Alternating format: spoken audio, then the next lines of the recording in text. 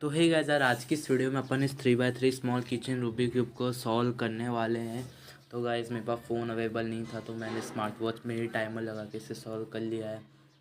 तो गाइस पहले अपन इसे स्क्रैम्बल कर लेते हैं। और गाइस ये अच्छा खासा स्क्रैम्बल हो गया। अब अपन इसे सॉल्व कर लेते हैं।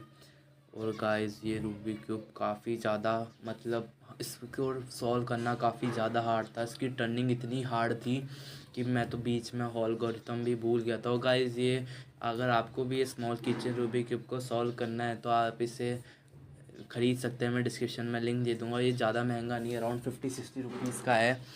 तो गाइस ये अपना ये सॉल्व हुआ है 1 मिनट 12 सेकंड में। तो गाइस अगर आपको ये वीडियो अच्छी लगी तो लाइक करें और चैनल पे नए हैं तो सब्सक्राइब करना मत